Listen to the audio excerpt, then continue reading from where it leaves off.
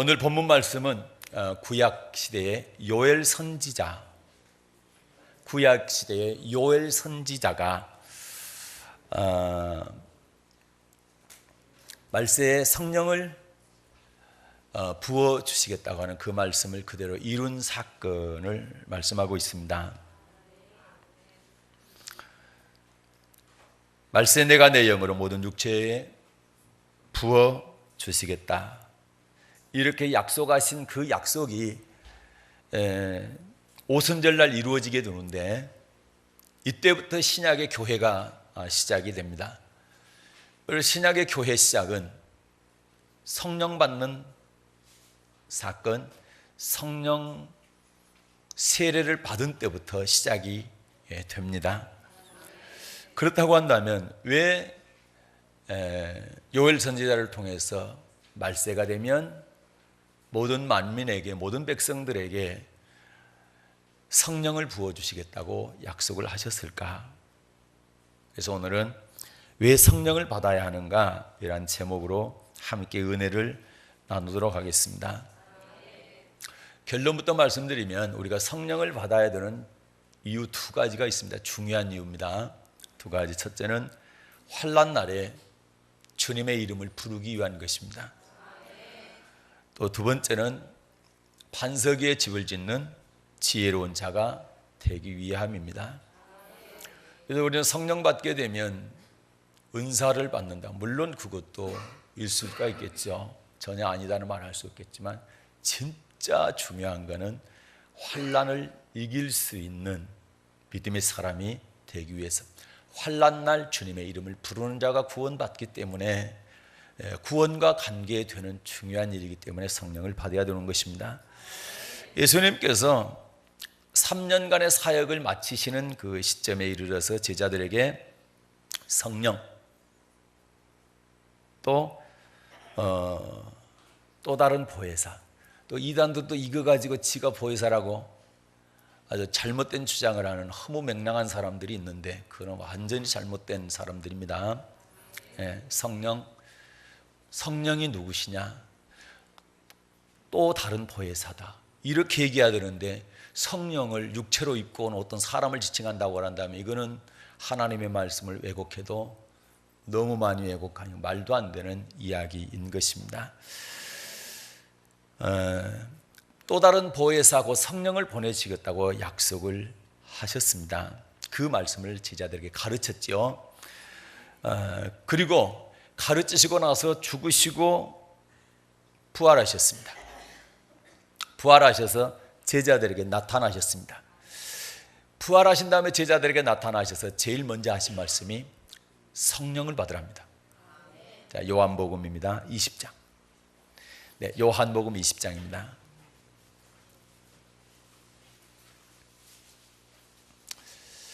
지난 주일이 성령 강림절이었습니다. 그래서 성령에 관한 설교를 해야 되는데, 우리 교회는 세례식이 있어서, 침례식이죠, 있어서 물 세례에 관한 말씀을 지난주에 드렸고, 그래서 이번 주에 성령에 관한 말씀을 드리는데, 왜 우리가 성령을 받아야 되느냐? 성령을 받아야 되는 이유입니다. 그러면서 오늘 본문 사도행전 2장 이 말씀은 초대교회 성도들이 처음으로 성령을 받는 사건이고, 많은 사람들이 성령을 받은 초대교회 성도들을 향해서, 사도들을 향해서 술에 취했다, 또 조롱을 하게 됩니다. 비웃게 됩니다. 이렇게 할 때 베드로와 11 사도가 서서 우리가 술에 취한 게 아니라 요엘 선지자가 말세에 성령을 부어주시겠다고 예언했는데, 그 예언이 이루어진 사건이 바로 이 사건이다, 이렇게 설명을 하게 됩니다. 그러면 왜 말세에 성령을 부어주시느냐는 거죠. 성령을 안 받으면 안 되느냐, 꼭 받아야 되느냐라고 할 때, 오늘 왜 성령을 받아야 되는가, 이 이유를 알게 되면 여러분이 이해를 잘 하게 될 것입니다. 예수님께서 3년 동안 사역을 마치실 무렵에 사역 끝 무렵에 보혜사 성령을 보내주실 것이다. 그래서 내가 떠나가는 것이 오히려 너희에게 유익이 된다, 이렇게 말씀하셨고, 그리고 떠나가신 다음에 죽으신 다음에 부활을 하셨죠. 부활하셨을 때 제일 먼저 제자들에게 나타나서 하신 말씀이 성령 받으랍니다. 요한복음 20장 19절부터 22절입니다. 받들어 읽겠습니다. 시작. 이날 곧 안식 후 첫날 저녁 때에 제자들이 유대인들을 두려워하여 모인 곳에 문들을 닫았더니 예수께서 오사 가운데 서서 가라사대 너희에게 평강이 있을지어다. 이 말씀을 하시고 손과 옆구리를 보이시니 제자들이 주를 보고 기뻐하더라. 예수께서 또 가라사대 너희에게 평강이 있을지어다. 아버지께서 나를 보내신 것 같이 나도 너희를 보내노라. 이 말씀을 하시고 저희를 향하사 숨을 내쉬며 가라사대 성령을 받으라. 너희가 네 죄든지 사하면 사하여질 것이요 네 죄든지 그대로 두면 그대로 있으리라 하시니라. 아멘. 19절 보니까 이날 곧 안식 후 첫날 저녁 때에, 이날이면은 예수님께서 부활하신 날이죠. 부활하신 날, 안식 후 첫날입니다. 그날 저녁에 새벽에 부활하셨고 그날 저녁에 제자들이 있는 곳에 예수님께서 나타나셨습니다. 나타나셔서 22절에서 말씀하시죠. 이 말씀을 하시고 저희를 향하여 숨을 내쉬며 가라사대 성령을 받으라. 부활하신 예수님께서 제자들에게 첫 번째 하신 말씀이 성령을 받으라, 이렇게 말씀하셨습니다. 이때만 말씀하신 게 아니고 40일 동안 하나님 나라의 일에 대해서 많은 사람들에게 가르치셨죠. 말씀하셨죠. 그리고 부활하신 모습을 40일간 한 500여 사람들에게 보여주셨습니다. 그리고 40일 만에 승천을 하게 됩니다. 하늘로 올라가시기 바로 직전에 제자들에게 이런 말씀을 하죠. 사도행전 1장입니다. 사도행전 1장 4절과 5절 말씀을 받들어 읽겠습니다. 사도행전 1장 4, 5절입니다. 네, 시작. 사도와 같이 모이사 저희에게 분부하여 가라사대 예루살렘을 떠나지 말고 내게 들은 바 아버지의 약속하신 것을 기다리라. 요한은 물로 세례를 베풀었으나 너희는 몇 날이 못되어 성령으로 세례를 받으리라 하셨느니라. 아멘. 예수님께서 부활하시고 40일 동안 이 땅에 계셨습니다. 그리고 하나님 나라에 대해서 가르치셨는데 그때 마지막으로 하신 말씀이 이 사도행전 1장에 있는 말씀들인데, 이 말씀 가운데 4절에 보니까 사도들에게 분부하죠. 분부했다는 얘기는 명령했다는 얘기입니다. 예루살렘 떠나지 말라. 그리고 내게 들은 바 아버지의 약속하신 것을 기다리라. 그래서 예수님께서 사도들에게 성령, 보혜사 성령을 보내주신다고 약속하셨는데 그 보혜사 성령이 임할 때까지 너희는 예루살렘 떠나지 말고 기다리라는 겁니다. 그러면서 5절에 요한은 물로 세례를 베풀었지만 너희는 몇 날이 못 되어서 뭘로 세례를? 성령으로 세례를 받으리라. 물세례, 지난주에 우리 8명이 받으셨던 세례는 물세례입니다. 이거는 요한의 세례라고 합니다. 그리고 예수님께서 보내주시겠다고 약속하신 세례는 성령 세례입니다. 그래서 세례는 둘 이상이 되는 겁니다. 물세례와 성령 세례가 있습니다. 그래서 히브리서 6장에서는 세례 이렇게 말하지 않고 복수형으로 세례들 이렇게 말합니다. 세례들, 세례는 요한의 물세례가 있고 그리고 성령 세례가 있다는 것이죠. 그래서 물세례를 이미 받은 제자들에게, 요한의 세례를 이미 받은 제자들에게 너희는 예루살렘 떠나지 말고 내게 들은 바 아버지의 약속하신 것을 기다리라. 그렇게 해서 제자들이 기다리게 될 때에, 기다리면서 열심히 기도를 하게 되죠. 그렇게 하게 될 때에 성령이 임하는 것입니다. 그래서 물세례와 성령 세례는 다르다는 거죠. 물세례를 먼저 받을 수 있고 성령 세례를 먼저 받을 수도 있습니다. 그러나 분명한 것은 다르다는 것입니다. 그래서 요한은 물로 세례를 베풀었지만 너희는 몇 날이 못 되어 성령으로 세례를 받으리라. 이 말씀으로 봤을 때 물세례와 성령 세례가 동시에 일어난 사건은 아닙니다. 예수님의 제자들은 이미 물세례를 받았습니다. 요한의 세례를. 그렇죠? 그런데 몇 날이 못 돼요. 아직 받지는 못했지만 몇 날 후에, 며칠 후에 성령으로 세례를 받게 될 것이다. 지금 요한의 물 세례는 이미 제자들이 받았습니다. 과거 이야기입니다.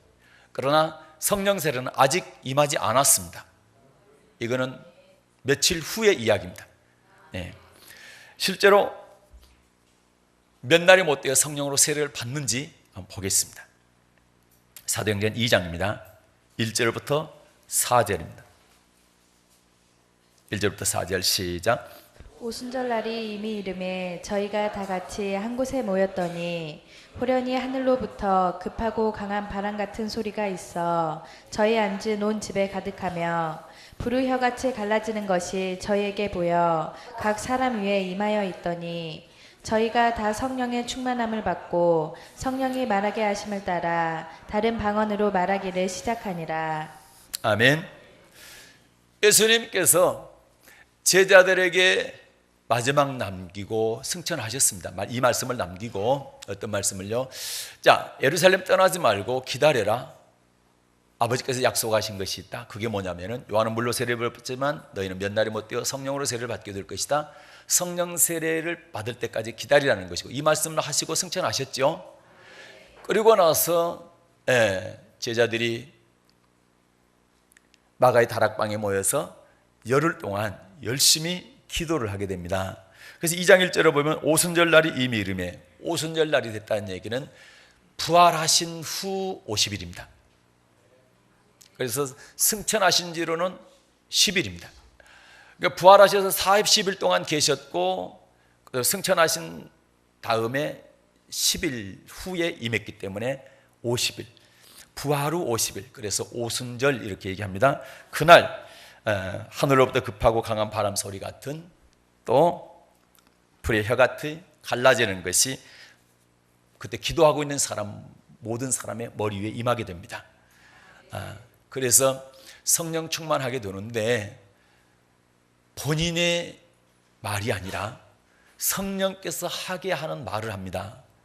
이것을 우리는 방언이라 합니다. 이 방언은 고린도전서에 보게 되면 사람은 알아들을 수 없고 하나님께 비밀을 말하는 것이다, 이렇게 기록되어 있습니다. 그래서 사람이 방언을 알아듣지 못합니다. 이것은 사람에게 하는 기도가 아니고 하나님께 하는 기도입니다. 그래서 이때 당시에 120명의 사람이 성령을 받게 되는데, 그래서 성령의 말하게 하심을 따라서 방언을 말하게 되는데, 이 때에 많은 사람들이, 유대인들이 예루살렘에 왔다가 이들이 말하는 것을 듣게 되는데 자기들이 쓰는 언어로 말을 듣게 됩니다. 그래서 너무 놀라죠. 아니, 이 사람들은 우리가 아는데 갈릴리에서 고기 잡던 사람들, 어부들인데 어떻게 해서 우리가 난 곧 말을 할 수 있느냐, 이렇게 깜짝 놀라게 되면서 이들이 하는 말이 저들이 틀림없이 새 술에 취했다. 술 취하기는 취했는데 우리가 지금까지 먹어보지 못한 새로운 술에 취한 것 아니냐, 그렇게 조롱을 하게 되죠. 그때 이제 베드로가 11사도와 나란히 서가지고 유대인과 예루살렘에 사는 모든 사람들아, 이 일을 너희로 하겠다. 너희가 지금 우리가 새술에 취했다 그러면서 조롱하고 있는데 이 일이 어찌 일어났는지 알게 하겠다. 그러면서 요엘 선지자로 하신 말씀이 이루어졌다, 이렇게 오늘 본문 말씀을 하고 있는 것입니다. 그러니까 15절 보니까 지금이 제3시다. 지금 제3시라는 얘기는 우리 시간으로 오전 9시라는 얘기죠. 지금 아침 9시인데 우리가 술을 먹은 게 아니다, 술 취한 게 아니다.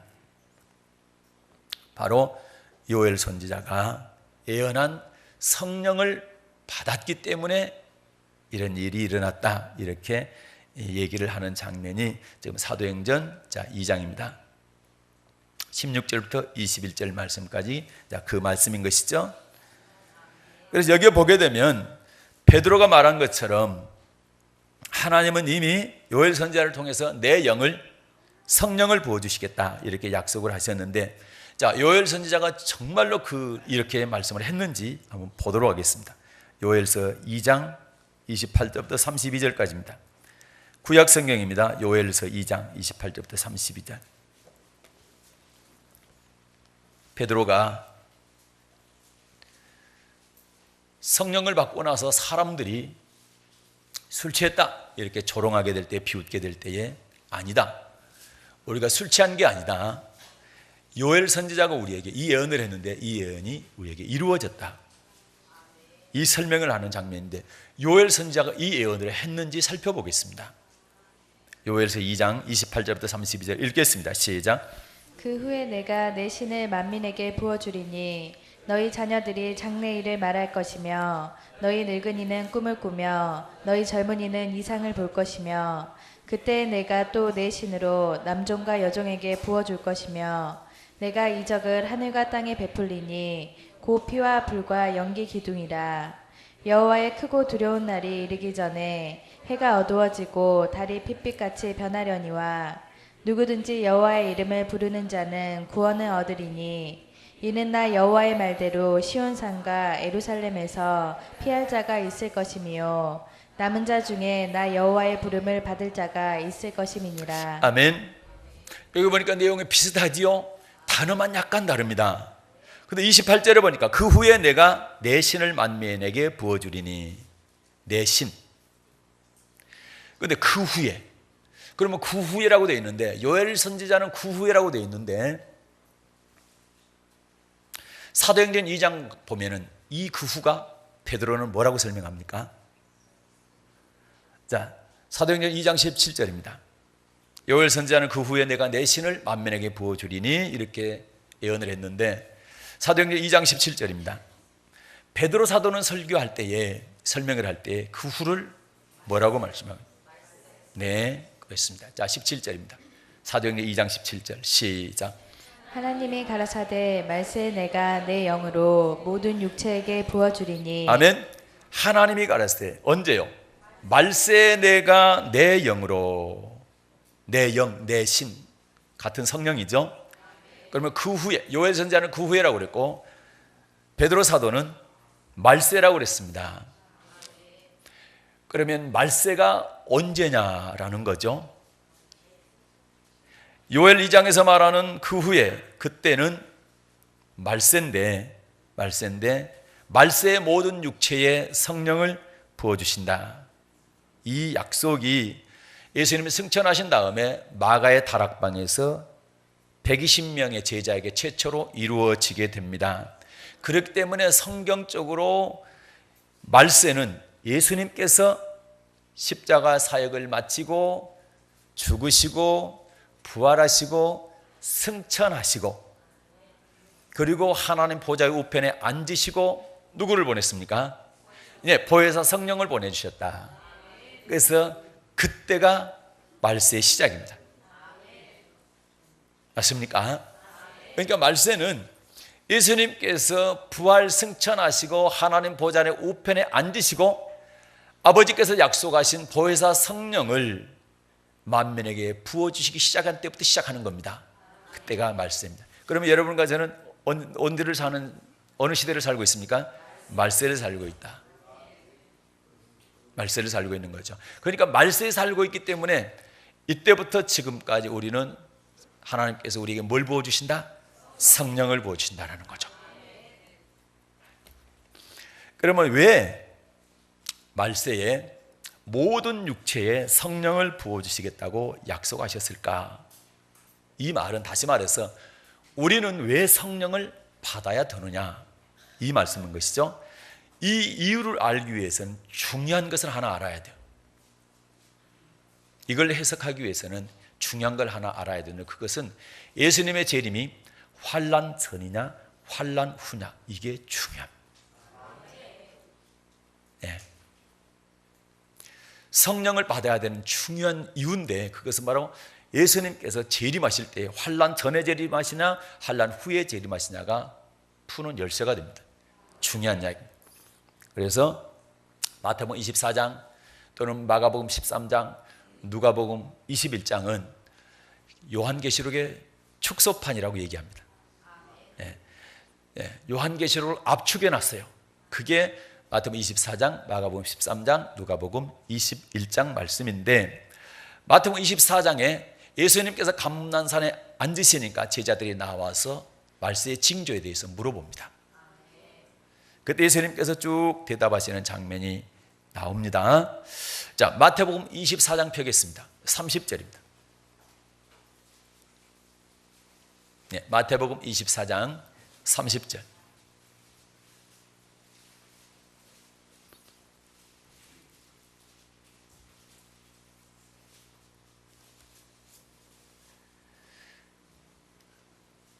받들어 읽겠습니다. 시작. 그때 인자의 징조가 하늘에서 보이겠고 그때 땅의 모든 족속들이 통곡하며 그들이 인자가 구름을 타고 능력과 큰 영광으로 오는 것을 보리라. 아멘. 그때에 인자의 징조가 하늘에서 보이겠고 그때에 땅의 모든 족속들이 통곡하며 그들이 인자가 구름을 타고 능력과 큰 영광으로 오는 것을 보리라. 자, 인자가 누굽니까? 예수님이시죠. 예수님께서 구름을 타고 능력과 큰 영광으로 오는 것을 보리라. 예수님께서 뭐 하는 장면입니까? 그렇죠. 재림하는 장면이죠. 그런데 이 재림할 때에 그때에 재림한다는 거죠. 그러면 그때가 언제를 그때라고 그럴까? 그래서 그때에, 그래서 자 29절부터 30절까지 이번에는 자 마태복음 24장 29절 30절입니다. 시작. 그날 환란 후에 즉시 해가 어두워지며 달에 빛을 내지 아니하며 별들이 하늘에서 떨어지며 하늘의 권능들이 흔들리리라. 그때 인자의 징조가 하늘에서 보이겠고 그때 땅의 모든 족속들이 통곡하며 그들이 인자가 구름을 타고 능력과 큰 영광으로 오는 것을 보리라. 아멘. 자 30절에 그때의 인자가 구름을 타고 능력과 큰 영광으로 오시게 될 것인데 그때가 언제냐? 29절 보니까 언제입니까? 그날 환란 후에. 그날 환란 후에 즉시 해가 어두워지고 달이 빛을 내지 않고 별들이 하늘에서 떨어지고 하늘의 권능들이 흔들리고 그리고 예수님께서 구름을 타고 능력과 큰 영광으로 오신다는 거죠. 그러면 예수님의 재림이 환란 전입니까? 환란 후입니까? 환란 후라는 거죠. 자, 마가복음 13장도 보겠습니다.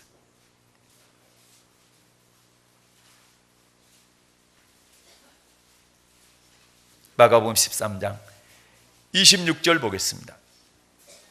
자, 마가복음 13장 26절입니다. 성경에 안 중요한 말씀 없지만 오늘 말씀이 굉장히 중요합니다.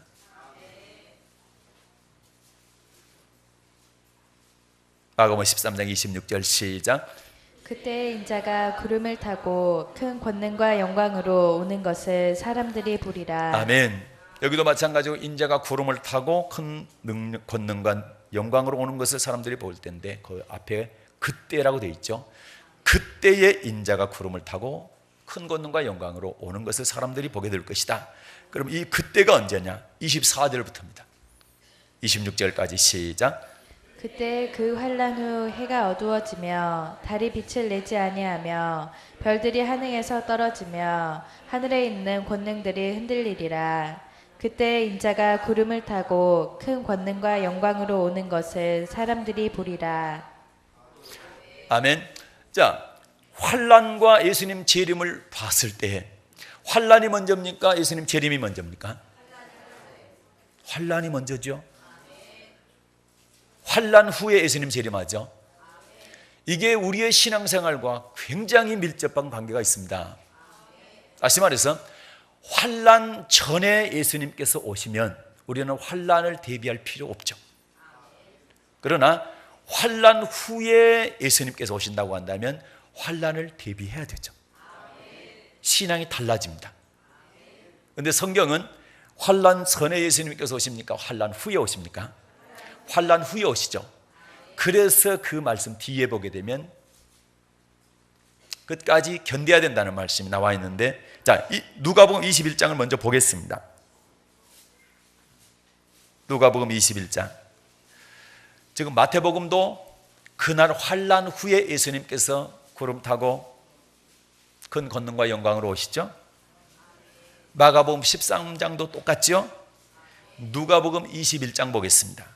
24절부터 27절입니다. 누가복음 21장 24절부터 27절 시작. 저희가 칼날에 죽임을 당하며 모든 이방에 사로잡혀 가겠고 예루살렘은 이방인의 때가 차기까지 이방인들에게 밟히리라. 이로 성신에는 징조가 있겠고 땅에서는 민족들이 바다와 파도의 우는 소리를 인하여 혼란한 중에 공고하리라. 사람들이 세상에 임할 일을 생각하고 무서워함으로 기절하리니 이는 하늘의 권능들이 흔들리겠음이라. 그때의 사람들이 인자가 구름을 타고 능력과 큰 영광으로 오는 것을 보리라. 아멘. 누가복음 21장은 마태복음과 마가복음하고 약간 다르게 표현되어 있습니다. 그러나 내용은 똑같습니다. 24절에 보면 예루살렘은 이방인의 때가 차기까지 이방인들에게 밟히리라. 이 말씀은 요한계시록 13장에 짐승 곧 적그리스도가 권세를 받아서 전 세계를 장악하고 예수 믿는 사람은 몇이든지 죽이는 그 사건, 그 환란의 때를 말하고 있지요. 그래서 25절 26절을 보면 1월 성신에는 징조가 있겠고 땅에서는 민족들이 바다와 파도의 우는 소리를 인하여 혼란 중에 세상에 임할 일을 생각하고 무서워 기절하리라. 7 천사가 나팔을 불게 될 때 일어날 상상할 수 없는 그런 천재지변이 일어난다는 뜻이죠. 사람들이 기절할 정도로 무서운 일이 일어난다는 뜻입니다. 그래서 27절에 보게 되면 그때에 사람들이 인자가 구름을 타고 능력과 큰 영광으로 오는 것을 보리라. 이 말씀 역시 환난 후에 주님이 구름을 타고 재림하실 것을 말씀하고 있지요. 그렇기 때문에 공관복음 마태, 마가, 누가복음에서 이 어느 곳에서도 그때가 환난 전이냐 환난 중간이다 이렇게 말씀하지 않고 그때가 환난 후라고 환난 후라고 말씀합니다. 그래서 오직 환난 후에 주님께서 구름 타고 강림하신다 이렇게 말씀하고 있지요. 그렇다고 한다면 예수님 재림 전의 환난은 어떤 환난이냐는 거죠. 이 말씀 중요합니다. 그렇죠? 어떤 환난이냐? 예. 마태복음 24장 9절부터 13절입니다. 마태복음 24장 9절부터 13절.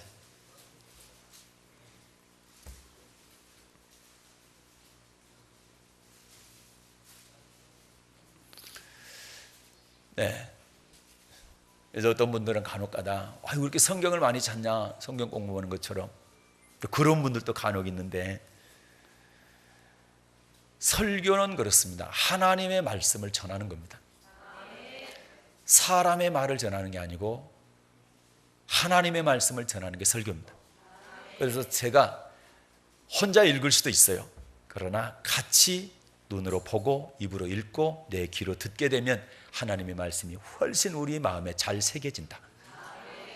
성경은 하나님의 말씀에 대해서 마음판에 잘 새기고 너희 자녀들에게도 부지런히 가르쳐라. 이 성경이 하나님을 경외하는 법이다. 하나님을 경외하게 되면 영원토록 너에게 복을 주겠다. 이렇게 약속하고 계시죠. 마태복음 24장 9절부터 13절입니다. 시작. 그때 사람들이 너희를 환난에 넘겨주겠으며 너희를 죽이리니 너희가 내 이름을 위하여 모든 민족에게 아멘. 13절입니다. 시작. 그러나 끝까지 견디는 자는 구원을 얻으리라. 아멘. 그때 사람들이 너희를 환난에 넘겨주겠으며 그 다음에 너희를 죽이리니. 예수님 재림 전의 환난은 어떤 환난입니까? 예수를 믿는 사람은 몇이든지 다 죽이는 환난입니다.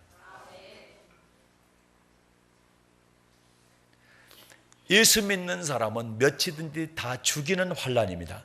그 환난 후에 예수님께서 재림하십니다. 그래서 13절에 어떻게 말씀합니까? 13절 다시 읽겠습니다. 시작. 그러나 끝까지 견디는 자는 구원을 얻으리라. 아멘. 그러니까 예수 믿으면 죽이는 환난 가운데서 끝까지 견디면서 예수님을 부인하지 않고 시인하는 사람이 구원받는다. 맞습니까? 마가복음 13장도 동일합니다. 보겠습니다. 마가복음 13장입니다.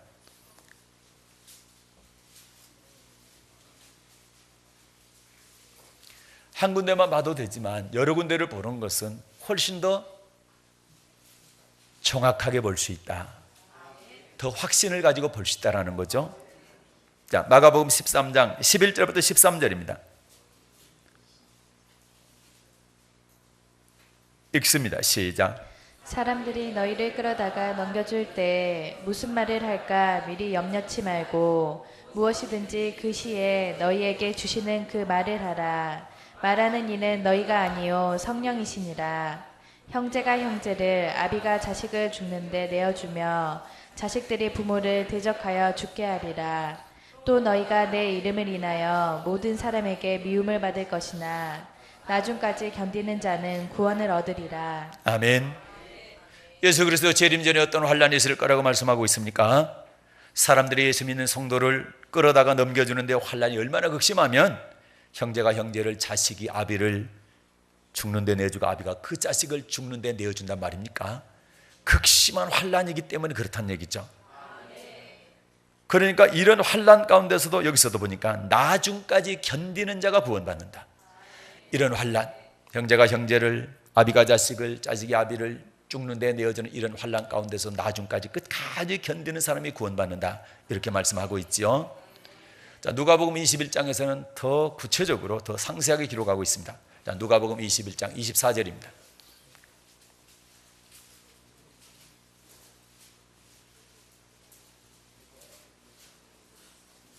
자, 누가복음 21장 24절입니다.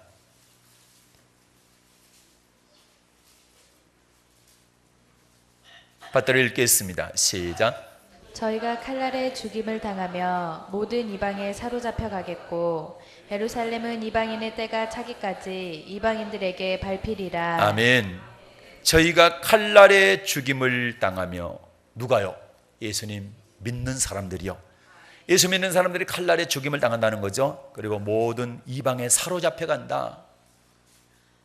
그리고 예루살렘은 이방인의 때가 차기까지 이방인들에게 밟힐 것이다.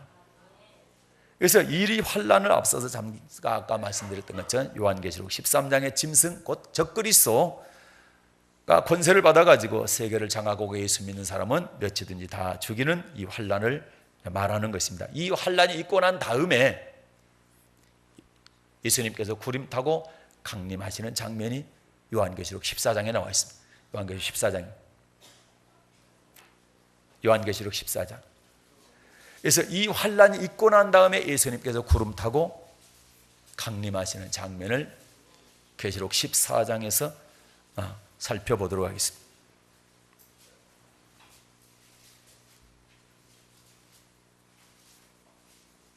처음 들으신 분은 조금 어려울 수 있는데 자꾸 들으시면 잘 보입니다.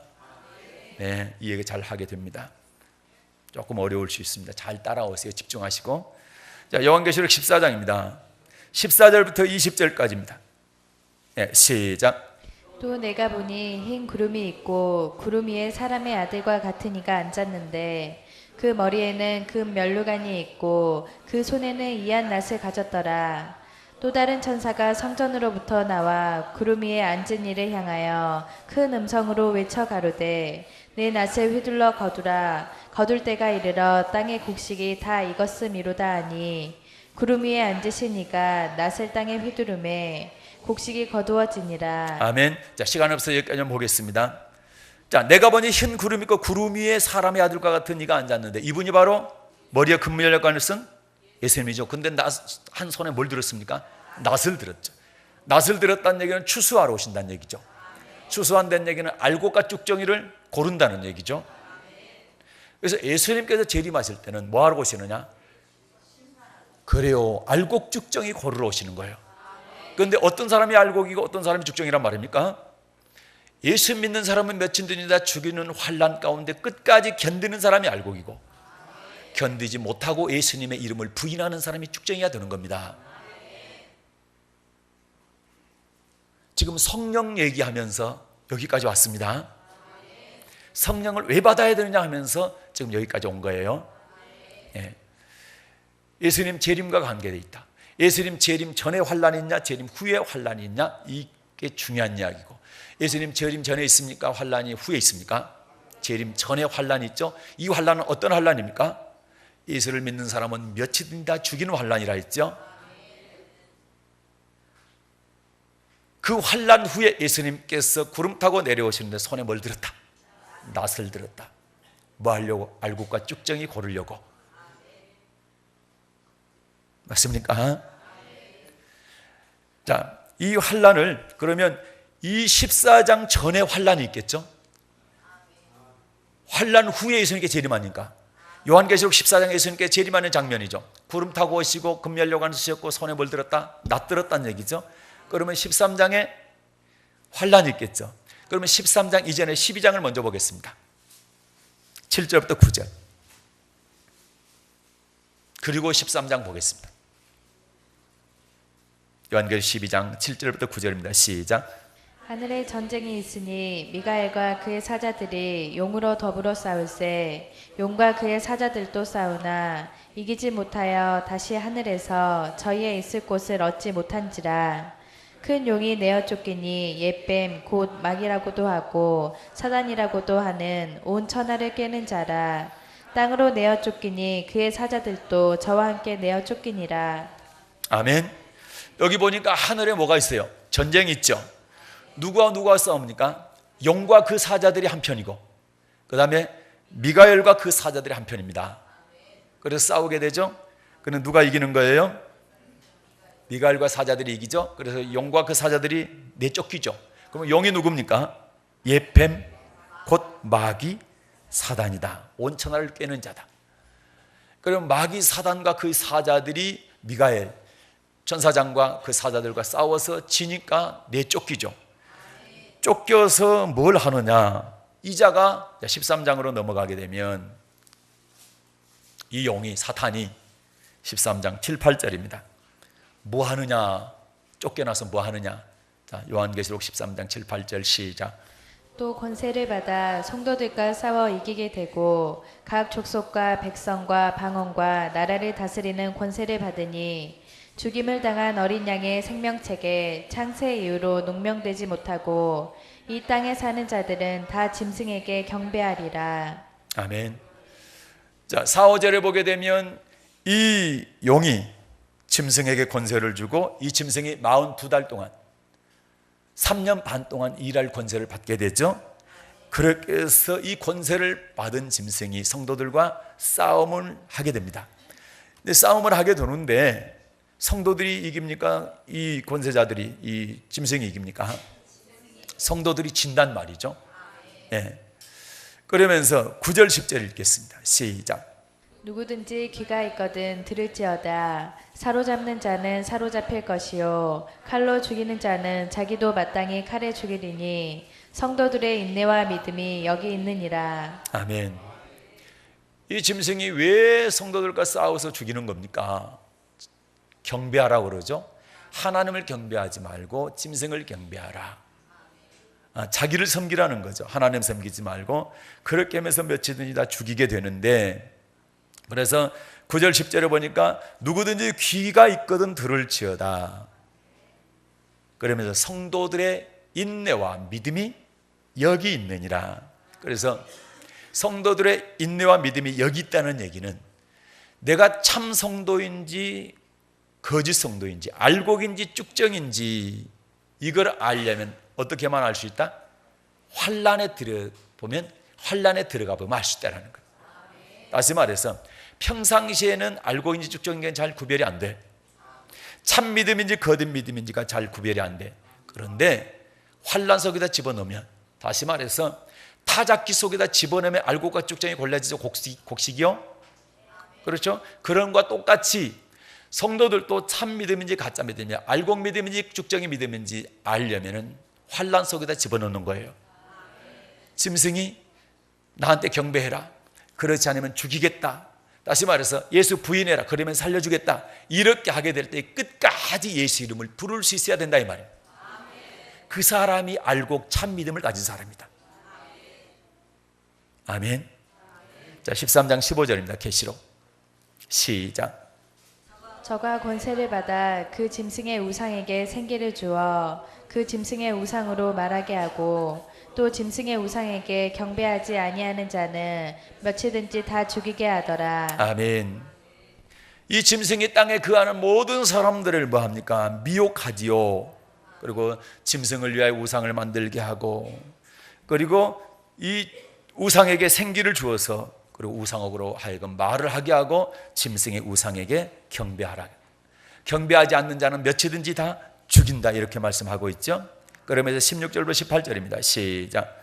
저가 모든 자, 곧 작은 자나 큰 자나 부자나 빈궁한 자나 자유한 자나 종들로 그 오른손에나 이마에 표를 받게 하고 누구든지 이 표를 가진 자 외에는 매매를 못하게 하니 이 표는 곧 짐승의 이름이나 그 이름의 수라. 지혜가 여기 있으니 총명 있는 자는 그 짐승의 수를 세어보라. 그 수는 사람의 수니 666이니라. 아멘. 여러분, 환란이 오기 전에, 환란 전에 예수님께서 오신다면 우리는 환란 대비할 필요 없이 정말 편하죠. 좋죠. 정말 다행이죠. 그런데 불행하게도 예수님은 환란 후에 오신다. 환란 후에 해달별이 어두워지고 별들이 빛을 내지 않고 하늘의 콧눈들이 흔들리고, 그리고 예수님께서 구름 타고 재림을 하게 되시죠. 그래서 이런 환란을 끝까지 견디는 자만 주님 맞을 수가 있다라는 거죠. 예. 그래서 형제가 형제를, 자식이 아비를, 아비가 자식을 죽는데 내어주는 그런 환란 가운데서도 예수님의 이름을 끝까지 부를 수 있게 할 수 있는 능력이 우리에게는 있다 없다? 없다라는 거예요. 그럼 어떻게 해야 되느냐? 그렇게 할 수 있는 분이 성령 하나님이시라. 보혜사 성령님이시라는 거예요. 그래서 성령을 받아야 된다, 이렇게 말씀을 하고 있는 것입니다. 끝까지 견디는 자, 나중까지 견디는 자. 무엇에서? 그렇죠. 예수를 믿으면 죽이는 그런 환란에서 끝까지 견딘다는 얘기는 죽인다 해도 끝까지 예수님의 이름을 부르는, 예수님의 이름을 시인하는. 그래서 마태복음 14장에서 너희가 사람들 앞에서, 어떤 사람들 앞에서, 너희를 죽이는 사람들 앞에서 내 이름을 시인하면 나도 천사들과 아버지 앞에서 너를 시인할 것이고, 네가 부인하면 나도 아버지 앞에서 너를 부인하겠다. 부인하니까 내가 너를 모른다, 불법을 행하는 자 내게 떠나가라, 이렇게 되는 것입니다. 그래서 기름 준비 안 했단 말씀이나 다 똑같은 말씀이에요. 예. 그래서 우리는 오늘 이제 잠깐 정리하겠습니다. 왜 우리가 성령을 받아야 될까? 라고 할 때 중요한 것이, 성령을 설명하려고 그런다면 예수님 재림이 환란 전이냐 환란 후냐가 중요하다고 그랬죠. 예수님 환란 전에 재림합니까? 환란 후에 재림합니까? 환란 후에 재림한다. 예, 환란 후에 재림하시기 때문에 우리는 환란을 이길 수 있는 믿음을 가져야 되잖아요. 환란을 이길 수 있는 믿음. 그런데 환란을 이길 수 있는 믿음은 우리에게서 생겨나는 것이 아니라는 얘기죠. 그 환란은 예수 믿으면 죽이는 환란이, 그 죽인다 하는 사람들 앞에서 예수 이름을 끝까지 부를 수 있으려면 내 능력이 아니란 얘기예요. 성경은 네 능력이 아니고 성령의 능력으로 네가 예수 이름을 끝까지 부를 수 있다, 이렇게 말씀합니다.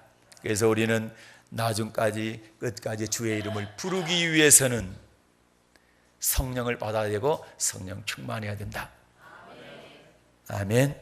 그래서 우리 사랑의 교회 모든 성도들께서는 성령 받으시고 성령 충만함으로 마지막 이 시대에 주님께서 요구하시는 믿음의 사람들, 성령의 사람들, 축복의 사람들이 되기를 예수님의 이름으로 축복합니다. 오늘 오신 하나님 아버지 감사합니다.